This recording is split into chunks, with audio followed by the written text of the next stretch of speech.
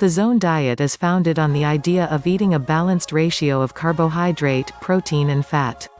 By eating in the ratio of 40-30-30ths, meaning 40% carbohydrate and 30% each of protein and fat, the idea is that your metabolism is impacted to run at its most efficient level. The diet also emphasizes getting the right amounts of fruit, vegetables and lean sources of protein. The right combination of foods results in an increased metabolism and weight loss. Designing meals that meet these requirements can be tricky, but the program offers a range of ideas. You can also purchase cookbooks with recipes intended for the followers of the diet as well. But some people still wonder what they are allowed to drink when following the diet. You can still drink juice and either low-fat or skim milk, as long as you count the calories and grams of protein, fat and carbohydrates. But since our bodies are made mostly of water, water is the recommended drink. The health benefits of drinking enough water cannot be underestimated. Water helps to flush toxins out of the body, it keeps the cells and metabolism supplies with the water needed to work properly, and it quenches thirst better than any other fluid you can ingest. The Zone diet guidelines require that followers drink at least 64 ounces or 8 cups of fluid every day. If you are one of the many people who simply don't like the taste of water, there are other options for you. You can add a squeeze of lemon, lime or orange to your water to give it a little bit of extra flavor. Or, you can purchase bottled waters that have a slightly fruity flavoring to them so that they taste more like a seltzer than plain water. Pour them in a glass full of ice for a refreshing beverage. It's important, however, to read the labels, even for water. Since the Zone diet guidelines require you to limit sugar and carbohydrates, you don't want to take in sugar unknowingly. Carry a bottle of water with you wherever you go and refill it whenever it gets empty. Soon enough you can change your habit of drinking soda, tea or juice, especially when you see the good results in your weight loss efforts. If you are a coffee or tea drinker, you will need to make some changes as well. The Zone diet guidelines instruct you to eliminate caffeine from your diet. This change can be difficult and cause withdrawal symptoms like headaches. It might be a good idea to gradually start eliminating caffeine from your diet in the weeks before you begin following the Zone diet guidelines. Decaffeinated coffee or tea will let you still enjoy the taste of coffee or tea without the caffeine. The same is true of sodas. Regular sodas should be completely eliminated. They simply have too much sugar. Diet sodas come in enough different flavors that you should be able to find one that you like. However, you do need to switch to decaffeinated versions in order to improve your chances of success on the program.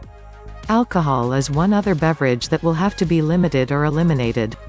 There have been some studies that have shown that moderate alcohol consumption can actually have some positive effects on your health, particularly your heart. If you are currently drinking alcohol as part of a program to protect your cardiovascular health, you shouldn't stop without discussing it with a health professional first. However, the Zone diet doesn't require that you totally eliminate all alcohol from your routine, just that you limit it to occasional use. There's no reason that you can't continue to enjoy an alcoholic beverage from time to time. Just keep in mind that the more beverages that you replace with water, the more good you are doing for your body and the faster you are likely to see weight loss success. If you've decided you want to lose some weight, whether it be just a few pounds or a large chunk of your body mass, chances are you've done the research on diets, plans, gyms, exercises, and anything that you can find on that subject. If so, you've probably seen that most credible sources will tell you that weight loss and fitness are strongly related. If not, that's what I'll tell you now. If you want to lose weight, you first need to evaluate a few truths. The most obvious is that if you burn off more calories than you eat, you will lose weight. You can either choose to do no extra exercise and eat very, very little in order to lose weight, or you can stick to a plan that will burn off enough calories and allow you not to starve yourself. It's also important to note that overly decreasing your calorie intake can backfire on you because your body will slow your metabolism down in order to accommodate this adjustment in calorie intake. This will cause you to actually gain weight instead of lose it. The next fact is that a combination of water and oxygen leads to fat burning. Make sure that you are getting at least a half gallon of water every day. Your body will use this water when you exercise, and cause you to lose weight in a healthy way. Again, you must combine your water intake with some form of aerobic exercise, increased oxygen, for this to work. Choose something that you like and can do on a regular basis like walking, biking, swimming, yard work, etc. As long as you get your heart rate up a little bit, it's a good fat-burning exercise. Finally, consistency is the key when it comes to your weight loss and fitness plan. So many people jump into something quickly with the mindset that they will just keep up the pace for a couple of weeks or a couple of months and then they can go back to their usual life. In reality, your plan should be a lifelong commitment. Even after you lose the weight, in order to maintain your goal weight, you need to eat right and get some activity in. So, pick an activity that you enjoy or that you don't mind so much. Walking is one favorite. If you live in the city, you can actually walk part of the way to work, save on gym expenses, and not have to worry about finding time in your day to exercise.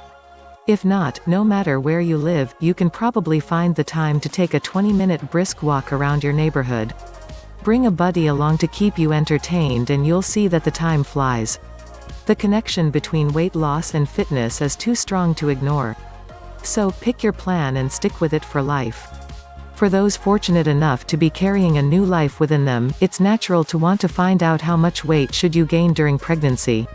The answer is going to be relatively standard with everyone, though each person will carry it a little differently.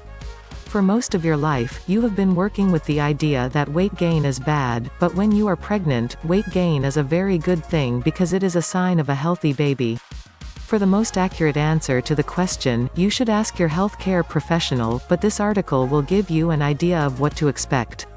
The answer is largely going to vary somewhat from person to person based on their body size prior to pregnancy. Those who are underweight should gain more than those who are overweight. Underweight women should expect to gain anywhere from 28 to 40 pounds. The average weight person should gain 25 to 35 pounds, and the overweight woman should gain around 15 to 25 pounds. You should plan on gaining only about 3 or 4 pounds in the first trimester and then about a pound per week of the pregnancy. This, of course, will be more in those who are carrying multiples. Here is a breakdown of how that extra weight is distributed. About 8 pounds of this will be baby, eventually. This will be different for each child, but the average weight will be around 8 pounds. About 2 to 3 pounds of this will be placenta. Another 2 to 3 pounds will be amniotic fluid. 2 to 3 pounds will be extra breast tissue. 4 pounds of this will be extra blood supply. Anywhere from 5 to 9 pounds will be an extra fat for the delivery and breastfeeding. The last 2 to 5 pounds will be due to the increase in size of the uterus. If you feel you are gaining too much weight, discuss it with your healthcare professional. Most likely you aren't gaining too much weight, and if you are, you should probably never try to lose weight. If you do lose weight, it could have a negative effect on the development of your baby. You should be keeping your healthcare professional in the loop about all changes going on so they can make sure that the baby is healthy. If you are worried about not gaining enough weight, try to eat more often during the day. Keep quick and ready-eat snacks nearby so that you can take care of those hunger pangs that seem to come out of nowhere. You are supposed to be eating around 100 to 300 more calories per day when you are pregnant than before you are pregnant, so eat foods that are high in protein and that will put you at the amount of calories you should be eating daily. Pile on the extra everything when you eat. Eat more gravy on your potatoes, more ketchup on your fries, and more cheese on your hamburgers. In everything during your pregnancy, keep your healthcare professional apprised of what is happening. Voice all concerns you have and ask for advice. They will be the ultimate authority on questions like how much weight you should gain during pregnancy.